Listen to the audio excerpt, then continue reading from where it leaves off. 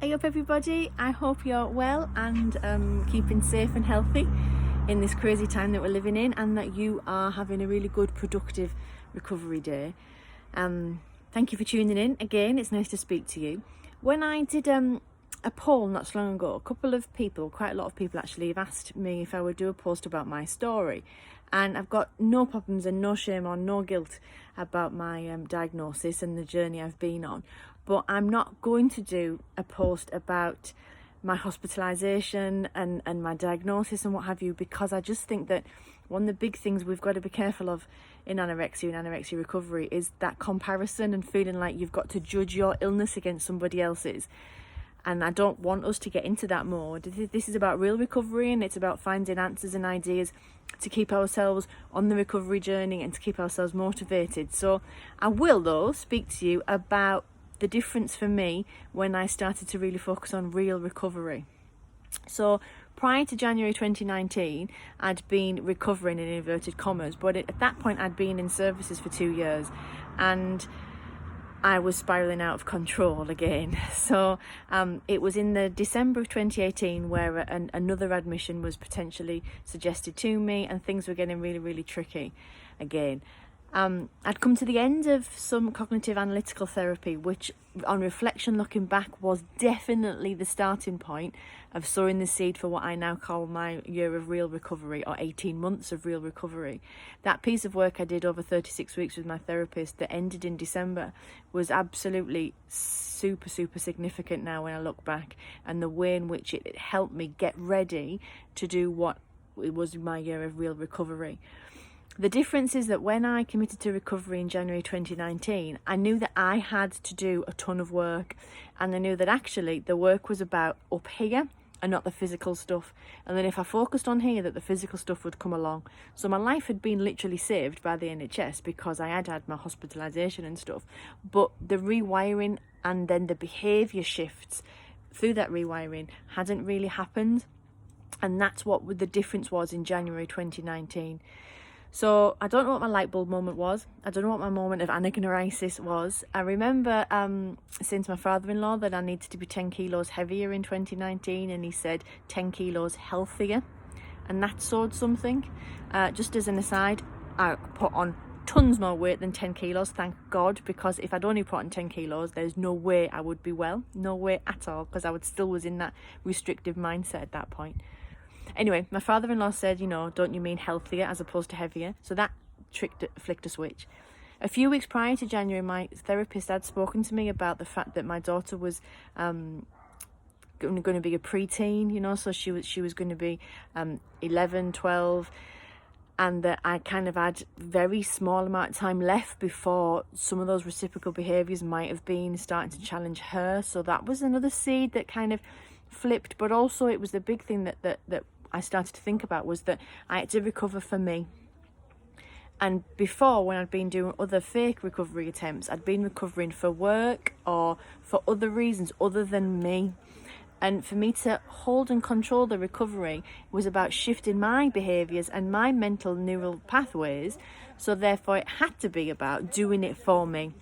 So January 2019, I was in the very, very difficult position that I signed out of my contract at work.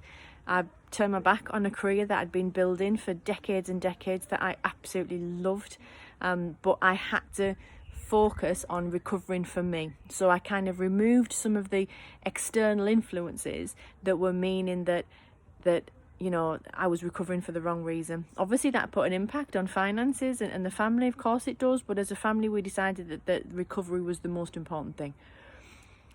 Then from January 2019, what I really decided to do was a gradual and phased approach, and I've spoken about this quite a lot in the past. I'm completely so supportive of people that have got the strength and the ability to go all in.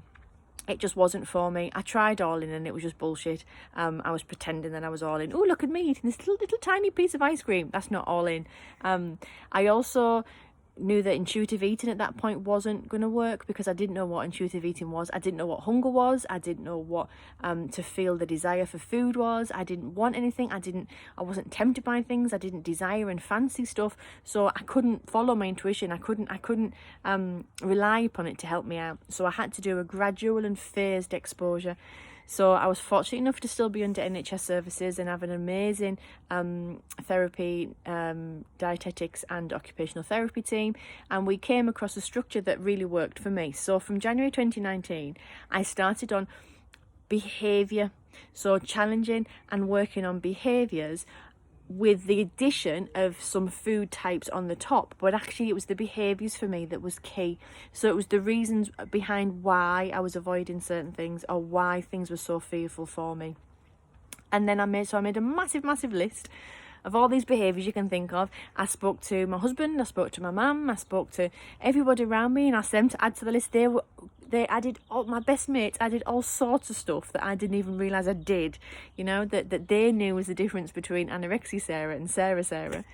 So we made this massive list, and then I started to break them down into chunks, and I decided to try and do 3 and work on 3 on a rolling scale each month. So January I had 3, and then in February I had those 3 plus a couple, and then March I had January and February plus a couple more, and there was some that were absolutely key to the whole process that ran right through. And all I did was created a book. I'm not a journaler. I don't really keep good diaries, but here's my can you see this is the first page of my book. So my two behaviours that I wanted to try and crack for January, I decided on ones that I thought from a great phased and gradual approach would give me a gateway into others. So I stopped weighing fruit and veg, and I stopped tallying calorie intake. So like many of us, I used to keep a list on my phone of every little tiny thing that passed my mouth.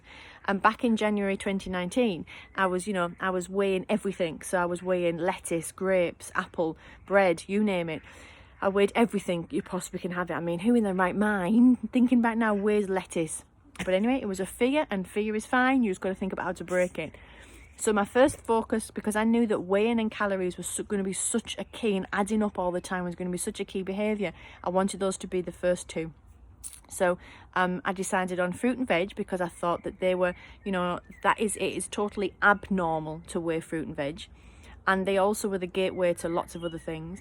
And then by stopping tallying calories, I then made it so that bit by bit it was coming away from the numbers, and I wasn't having this arbitrary figure in my head that I felt like I had to either reach or not get to.